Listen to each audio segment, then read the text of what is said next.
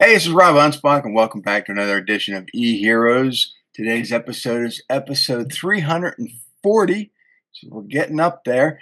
And today's guest is going to talk about doing less and living more. So I want to bring him on, Ari Meisel, and thanks for being here. Thank you for having me. Thanks for making the time. I jumped on your site, and, I know a lot of my listeners would love to do more with less. And they've heard me preach about this for years. I've reduced my workload down to just a few hours a day. Um, I still think I do all of the same amount of work, probably more. I just do it in less hours. So, what's your take on that? There's that old Parkinson's law, right, which is that work expands to fill the time allotted to complete it. So generally, we as humans are pretty bad at estimating how long it takes us to do things. You might have some sense, but really, uh, ultimately don't. And a lot of times, it really just depends on the container, right? Plus, if you really want to extrapolate, there are variables that you can shift in order to make things work within a certain amount of time, right? So if somebody's like, I want you to write a 500 word essay and you have a half an hour, maybe you'll do that. And then they're like, all right, now I need you to do it in 15 minutes. So then maybe you do it and you don't fix the typos and you don't redraft it, right? So like there's a way, or maybe you just, you're like, all right, I'm going to bang this out in 15 minutes, you know? So uh, most often, I would say that people, when they do something and it takes a certain amount of time, they absolutely could do it in less time if they had to.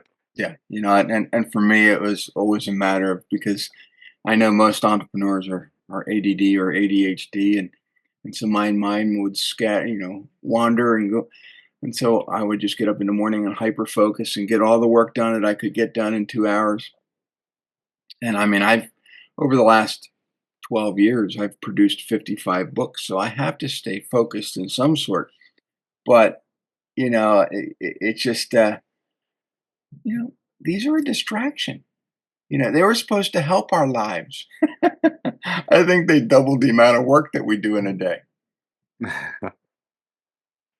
Yeah, and that's often the case, right? A lot of that stuff is self-imposed. And technology, as much as I love technology, I use technology for all sorts of things. Technology really amplifies habits. Hmm. So if you have good habits, it will make them better, and if you have bad habits, it will make them a lot worse, a lot faster.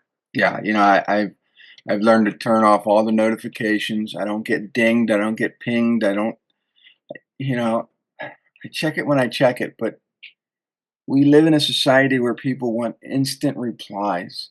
And I think that people forget about that. They forget about their boundaries. They forget about, I have to get work done.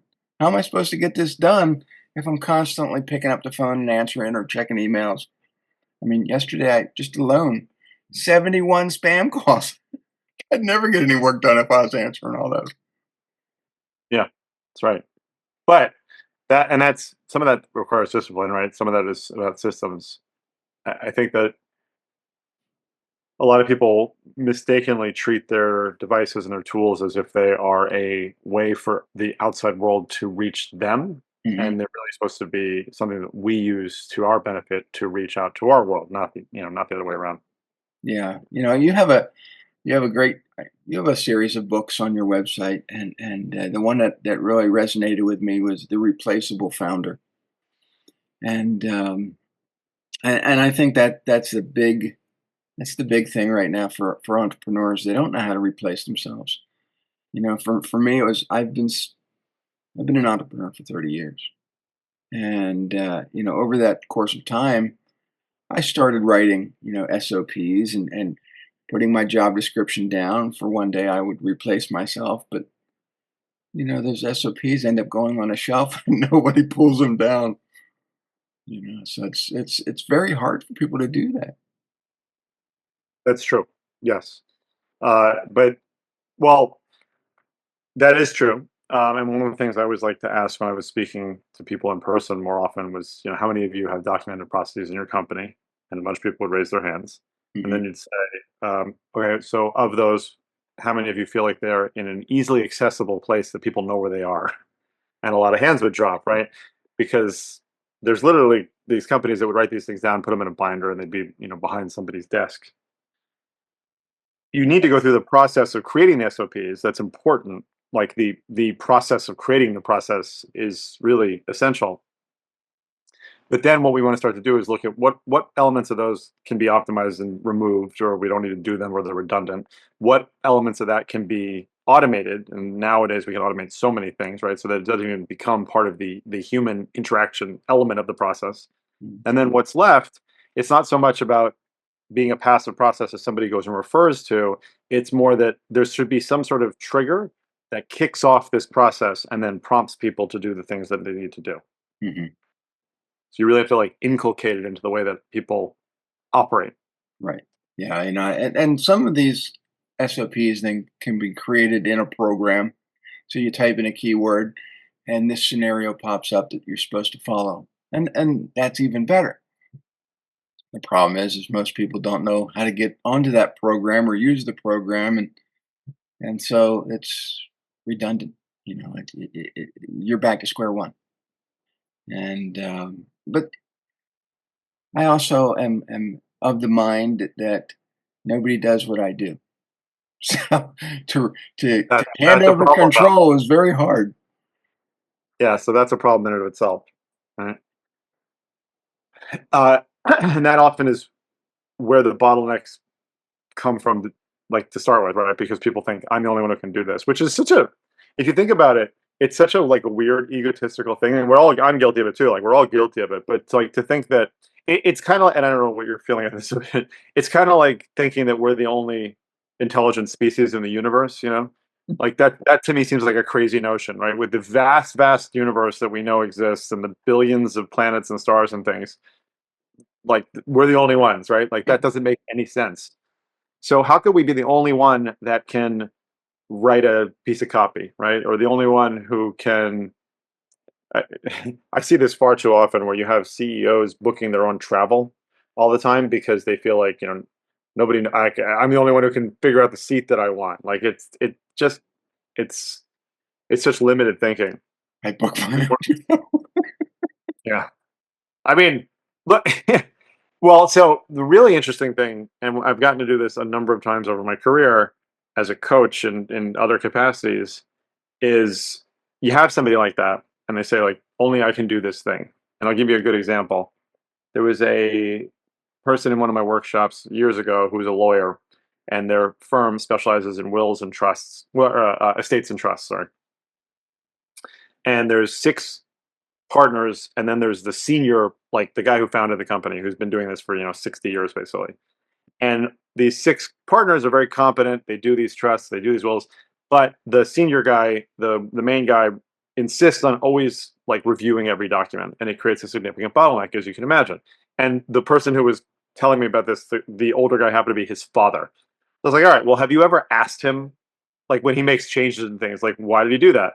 He's like, no, he's just been doing it forever, and like he knows what he wants. I was like, well, he clearly doesn't know what he wants because he can't convey it. I was like, so you need to watch him, literally watch him edit one of these things or make changes. And when he makes a change, ask him to explain why.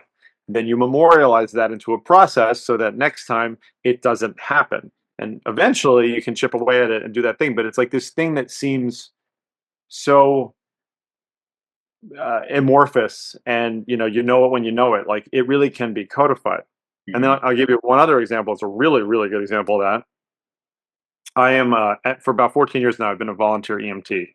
It's one of the things I'm very passionate Wow. about, and I'm the vice president of our local rescue squad. And I have, as you can imagine, in 14 years, I've seen a lot of stuff. There is a rubric called the Broset Violence Predictor or something like that, BROSET, and Mhm. it's basically 6 questions that you can do a yes or no on that will very very accurately determine if the person you're about to interact with will become violent in a way that could endanger you. And they're not complicated questions. It's like, is the person boisterous? Are they making verbal or physical threats? Things like that. And so it's something that's like, there's no way to know if somebody's going to be violent. I mean, maybe sometimes but sometimes you don't.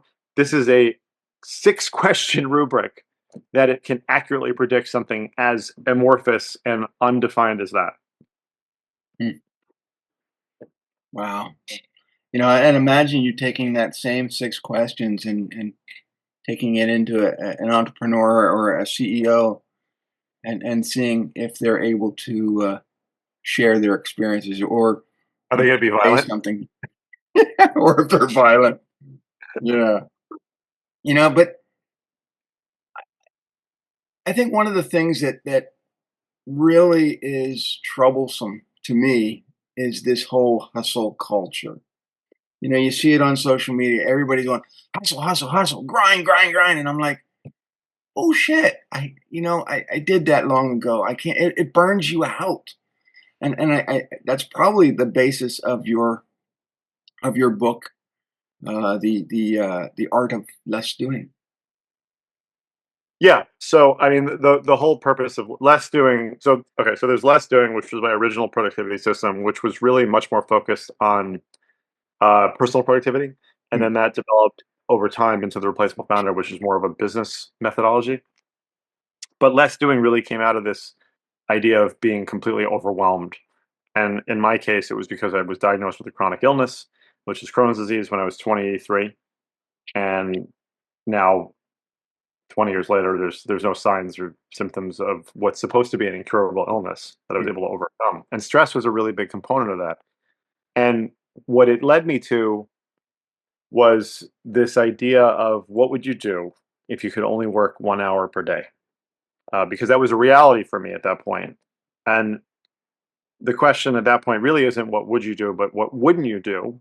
Because if the things that you wouldn't do still have to get done, then who or what is going to do them for you? Because you can't get it all done in an hour, mhm, right? It's not possible. So you have to figure out what you have to hyper focus on, and then the rest of the stuff has to get optimized, automated, outsourced, so that you don't have to deal with it. And in that, the seed of all that is this idea of sort of control in a world of overwhelm. And a lot of that overwhelm is very self imposed.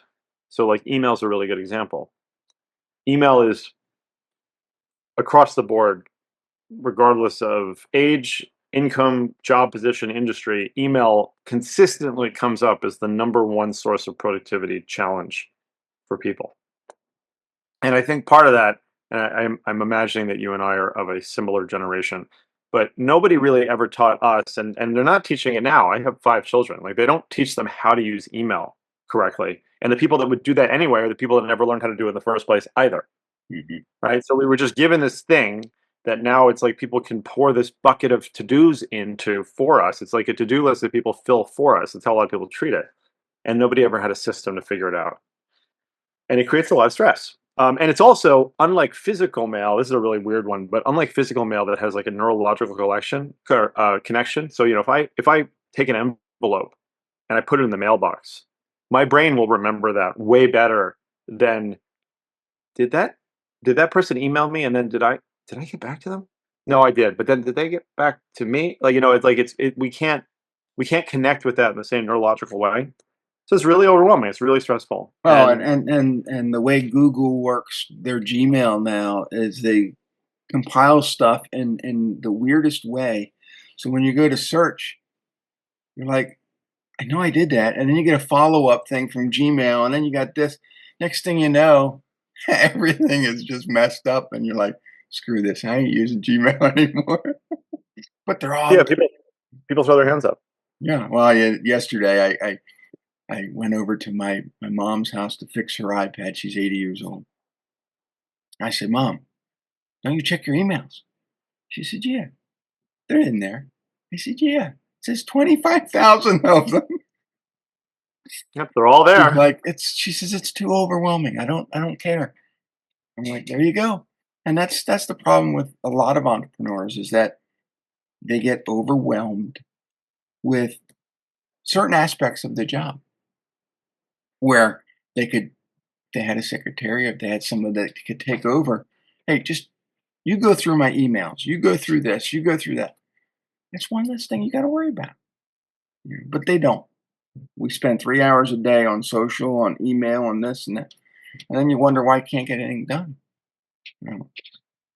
And that was the reason for me of hyper focusing because everything else was a distraction. And if and let's go back 20 years when the 4 Hour Work Week came out. I looked at that book and I thought, there's no way I'm ever going to achieve that. To me, that was just nonsense. I couldn't do it. But as I progressed through the business and got rid of the one business, focused my everything on Anspach Media, which is now 24 years old, started to make sense to me. Will I ever do a 4 hour work? No. But I've minimized it down to 2, 3 hours a day, and that's good for me. Tim doesn't do a 4-hour work week either. So, and I think we met a lot of these same people through one singular source, which was Joe Polish, and I've known Joe since 1998. So, he's and I look at Joe and I'm thinking, there's no way he works few hours either. He's always a go getter. Joe is a mover and a shaker, Yeah, and so it's the greatest actors there is. we look at and we emulate some of these awesome entrepreneurs who write books. I mean, I write books, you write books, and a lot of the stuff that we put in the books, I'm not saying is exaggerated. I try to tell the truth, but to some people, it's out of their realm, and they think, "Oh my God, I could never do that. I could never do what you do." Okay, well, don't do what I do, but have a system that allows you to do things better. I think one of the things that has been unfortunately set in place by what the culture you're talking about, and by a lot of imagery on social media, is that they treat productivity becomes a thing that's like all or nothing, right? It's like either you are productive or you're not, and it really doesn't work that way. Yeah. And I have thousands of examples of myself and my companies and the people that I've worked with where a 5% difference, a 5% improvement makes a really big change. It's actually something Joe Polish says: "Small hinges swing big doors." You know, so the all or nothing is like, yeah, I could never get there. It's like you don't need to get here, Mhm. right? Like you just need to get from here to here. Right. And when people say, "Well, Rob, you know, you give it 110%." You know what? I don't. Sometimes I only give 1%. And if I improve 1% a day, eventually it's going to improve, you know. But it's we're not deities, we're not superhuman people. We've just learned to adapt, not to the culture, but um, to our own experiences. We've learned to channel them in such a way that we get more stuff done. Right. Well, or do we just get the right things done? Right. Sometimes I do the wrong things for the wrong reasons, but Rob, you're not being productive. No, I'm not. It's just I just wanted a day where I could watch TV all day. Sometimes we need the downtime. You know, when I back in 1995, I had a carpet cleaning business, and that's how I met Joe Polish Yep. back when he was teaching marketing to carpet cleaners. And I eventually sold that business in 2014. So I did it for 19 years, but I started this business in 2001 and overlapped for about a dozen years. My consulting business didn't really go anywhere until I wrote my first book, which was in 2013. And then everybody thought I was superhuman. Rob, how can you do this? How can you do? And then I came out with the second book, and they're like, Rob, you're insane. You're a monster. They're throwing all these words out, and I'm like, oh, that's great. But I kept chugging along. Another book, another book, another. People started asking me, hey, Rob, help me with my book, and 55 books later, they're like, oh, damn it, Rob, another book you want us to read? Now it's getting ridiculous to them, and they don't care. So I think there's a balance there. I don't want to stop writing, but who am I writing for now? Because they're not appreciating the message that I'm putting out there. Yeah. So I have to elevate. I have to elevate to the next level. I have to attract new people into my circle, and I think for a lot of entrepreneurs that is an endless cycle. Going through clientele, going through employees, and after a while they get tired and they're like, you know what, I'm going to go back on my own because it's simpler. Yeah. Yeah. But ultimately, a lot of these things that we put in place, these systems and processes and automations, really are there to enhance our ability to focus on the human element. Right. And Which is a lot of people say, like, you're getting rid of the human element, you're, like, destroying it. It's like, no, this is distilling it actually so that we can just do that. well, let's talk about that because AI is now taking over everything except the human element. But a lot of people are either one, don't know how to use it to enhance their productivity, or two, are afraid that it's going to steal their productivity and they're going to be out of a job.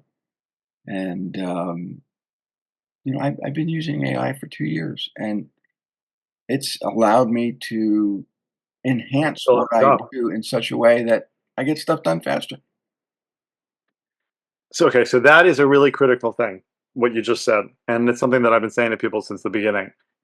It's not replacing a job. I mean, certainly there's some that it might, but it's not about replacing jobs. It is a time-saving tool, Mhm. and that's how you should see it. You shouldn't see it as something where you can go fire your whole team and do this. It's like, no, this is gonna make everything faster and Right. make you work faster.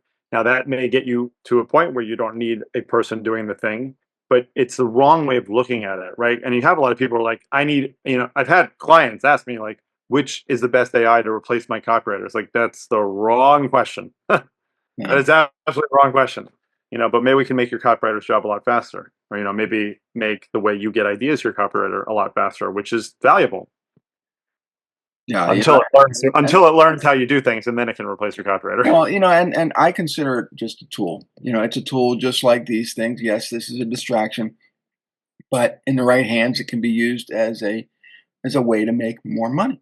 And that's why, a lot of us got these because we can be on the go. We can, honestly, if we go back to 20 years ago when everybody started saying, oh, you have to have a laptop lifestyle and you can take your devices anywhere and work. That's why I got this because I travel and I can be connected if I want to. But with AI, the best way I found it to work for me was to train it on who I am, what I do, how I simplify things, what my character and my personality is. And so when I write, I'll have it, analyze a YouTube video. Hey, correct this, do this, tweak this. And so it's doing it in my voice. A lot of people get on ChatGPT or Manus or all these other ones and they give it a command, but they've never trained it to be like Yeah. that. And then they don't like the results, and they're like, "This isn't Right. for me." Yeah. So, then they're like, well, AI is just going to suck because I don't want to do it that way. And I'm like, yeah, but you got to spend time. Like everything in your business, you spend time to learn it, to adapt, and then, you allow it to make you money. And I think that there's a lot of misconceptions out there. And I think that's why a lot of people right now are making money selling AI courses. I'm not saying that they're good or bad. I just they jumped on that bandwagon in order to, make some money. You know? But Yep. you have a lot of for me, like me, I write books that I try to write books that are more evergreen, so that someone can pick it up in a couple years and they can still learn something, and the your one book, Idea to Execution, I think every entrepreneur should have because, if you look at my desk, I just have piles and piles and piles of notes. That's how I think. That's I'm just I know where the notes are. I know where the material is. And I like to write because I spend most of my time with this keyboard writing books. Sometimes I like the natural feel of just writing, but I think a lot of entrepreneurs forget to take those ideas and execute them. Well, a lot of times they don't have a system in place to do that. Right. So we kind of see two extremes with a lot of entrepreneurs, right? We have the people who write down endless ideas and notes and things in notebooks and all sorts of places, and then never come back to it. And they have, literally stacks of like marble notebooks with ideas. And then you have the other end, which is the entrepreneur who comes up with an idea and in like 7 seconds has decided it's the greatest idea ever. And they tell their team to start working on it, and then you're operating in this sort of like LIFO mode, last in, first out, right? Where the team basically gets in this habit where like the last thing you told us to do is the thing that we're going to focus on first, and nothing ever gets done, and then it's just frustrating for everybody. Yeah, it's and it's tough. I a lot of my vendors and associates and my team are scattered all over the United States and then even into Canada. And so I'm dealing with time zones. I'm dealing with cultures. I'm dealing with different holidays, and that really zaps productivity. So it's I've learned to adapt. I've learned to do things on their time zones, which really screws me up sometimes. But sometimes there's just days I don't want to work at all, and I tell the team, I'm like, I'm tired. I don't want to deal with you, and it's Yeah, and you have to be able to tune into that, right? yeah, yeah, and it gets exhausting sometimes, and I'm not saying that's right or wrong. I just think that we go back to the hustle and grind is that your body's going to tell you when to stop, and for me, it's I can always feel it if I'm pushing too hard, my body's like there's a resistance. Take some time off, go on vacation, do something, get away from these people. Um, and that's not something that's talked about much. Yeah, so that's a good point. It's an interesting thing for me with procrastination. So I almost never procrastinate in like the sort of general sense, right? Like I'll get things done or I'll decide how they're going to do whatever. There are occasionally times when I will push something off, and every time I go to sit down, I'm like, "Nah, I don't want to do it. I'll do it later. I'll do it later." And what I've learned to listen to myself is like when that does happen, which is rare, it's not procrastination. It's that there's actually some reason that I really shouldn't be doing that thing, and I Mhm. don't know what it is yet. So then I have to stop and be like, "All right, what's the actual resistance here?" And 9 times out of 10, it's because like, yeah, this is not the right project or thing for me to be focusing on right now. Yeah, and then that kind of leads into your book, The Ultimate KPI.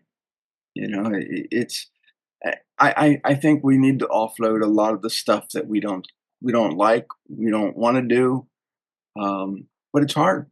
Goes back to the whole SOP thing, but you know sometimes I like doing $10 tasks where I should be doing $1,000 tasks.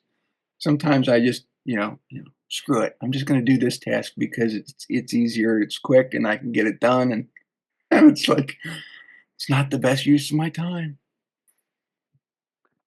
So you keep bringing up really, really good points.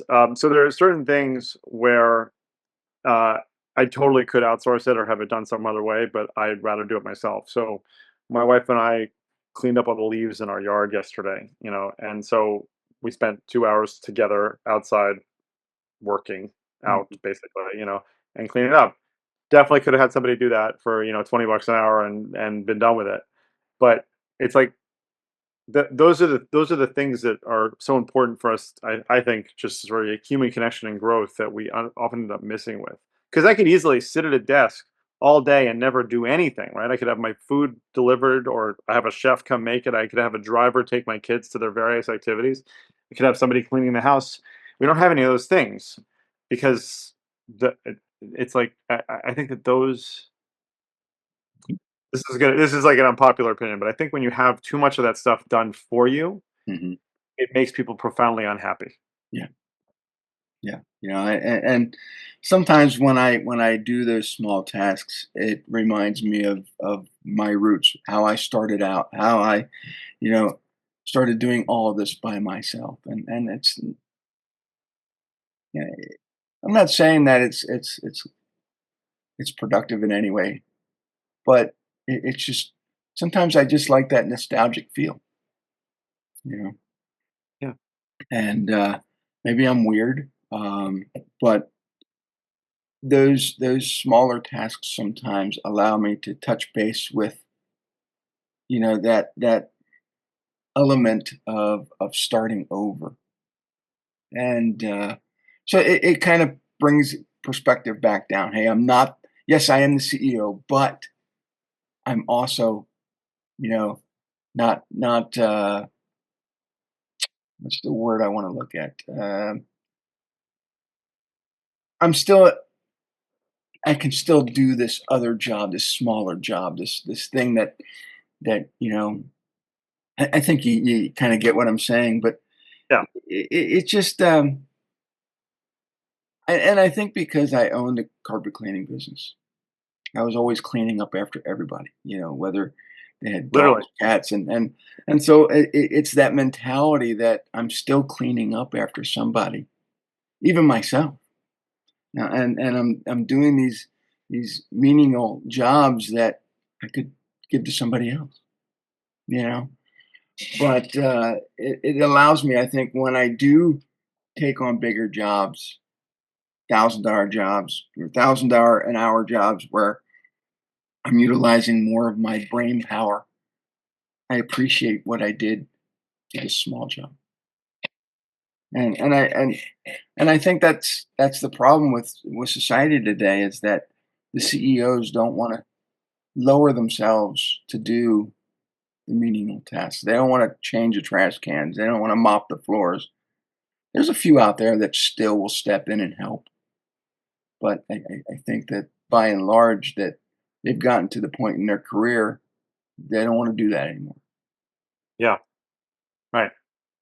You know, And and, that and and that and that at the same time removes them, I think, from the knowledge of what's actually happening in their operation in a right, dangerous yeah. So for me, it's if I feel like I still have that foot, in there, and I can still relate. Maybe one day I won't be able to relate at all, but it's I just don't feel like sometimes technology is helping us. It's pushing us further away than for our and it's just is this a hindrance or is it actually supposed to make us money? So yeah, those are some of the things I think about when I'm not actually working.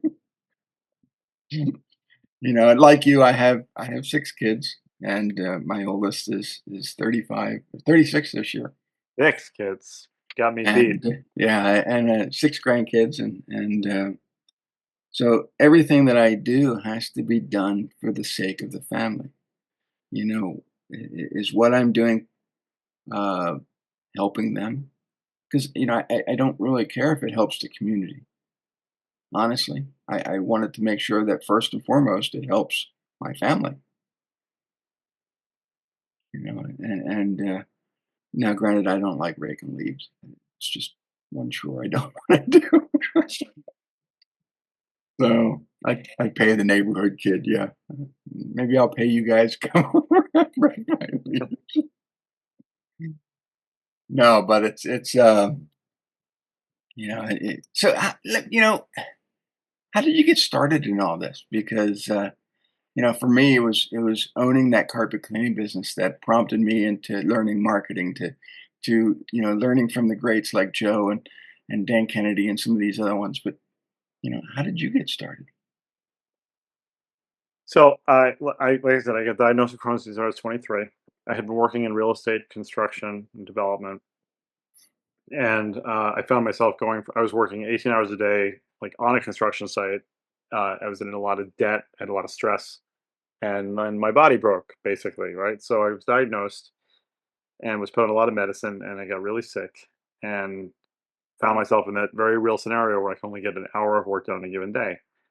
And after uh, almost 2 years, I think, of really struggling, I started to turn things around and started to get really into biohacking. It really started with biohacking ultimately, and tracking my body and tracking results and tests and stuff.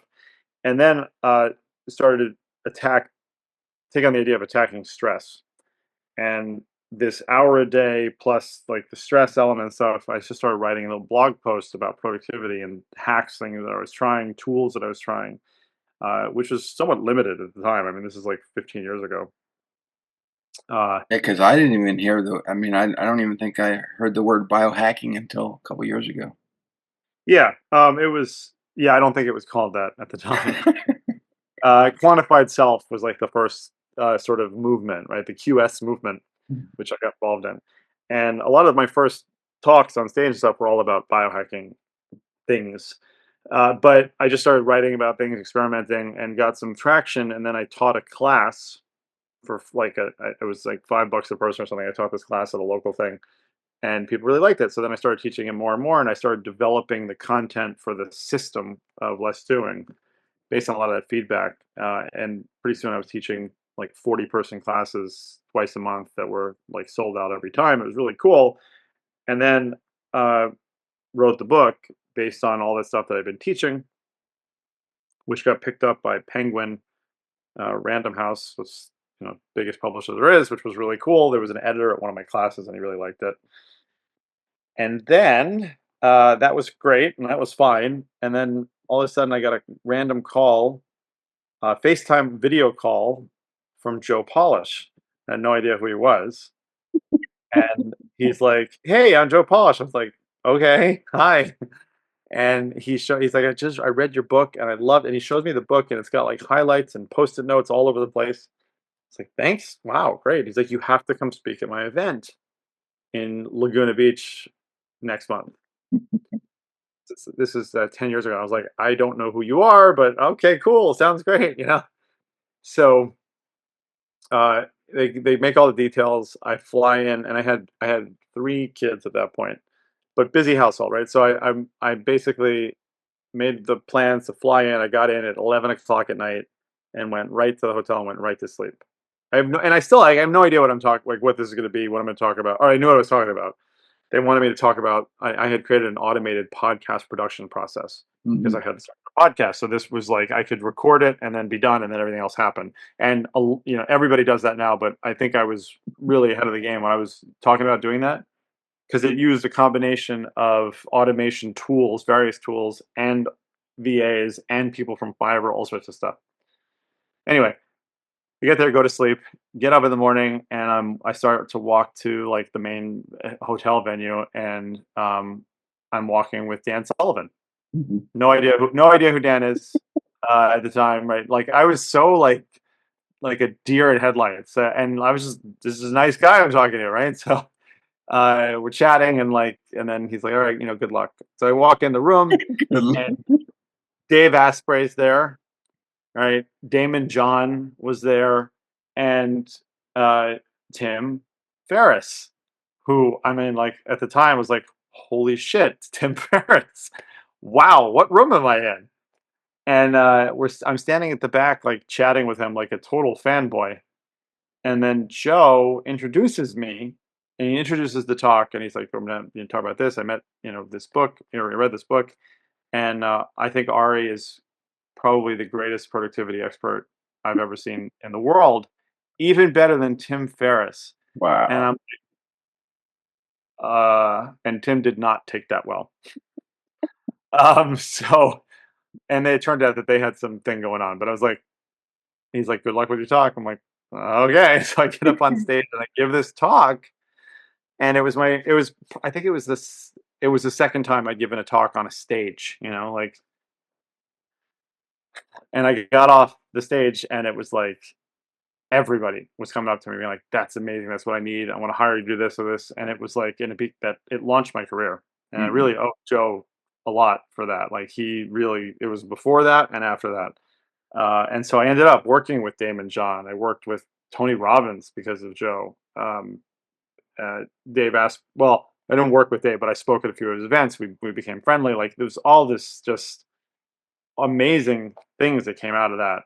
And then, yeah, I mean, that was a real turning point for me. So I guess, I wrote a good book, got picked up by the right person, and I got lucky. I really did. I got lucky. Yeah, like I said, I've known Joe for a long, long time, and Joe's older brother Tony Polizzi and I are good friends. Yeah. And Tony had changed his name a long time ago. He wanted to differentiate it, and I've helped Tony with his book. And in fact, Tony and I are writing another one. And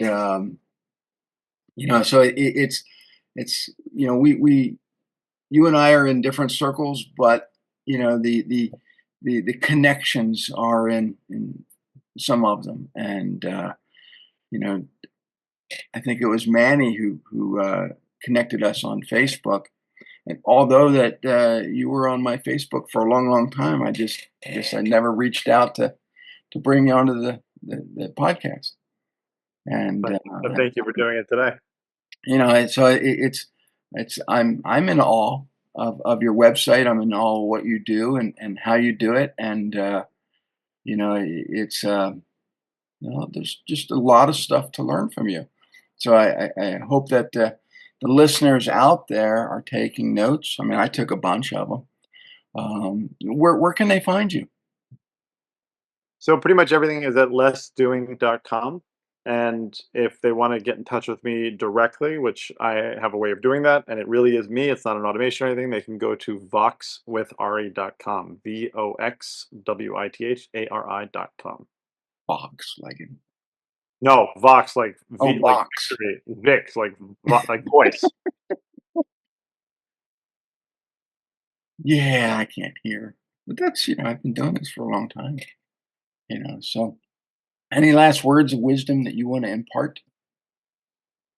Uh, always try to challenge yourself to do more with less. Something takes an hour, see what would happen if you did it in a half an hour. If something needs $1,000, see what would happen if you only had 500. It's a very interesting exercise to go through. It's like Scotty on Star Trek. Scotty, when can you get this done? It'll be 3 hours. We don't have 3 hours. All right, I can do it in 10 minutes. That's what you do. Oh, You got to Scotty your business. that's right. Well, thank you, and this was awesome. I mean, we could probably chat for another couple hours, but um, we'll do that on a part two one day. So thank you, and Thank for everyone else, we'll see you on the next episode. Adios.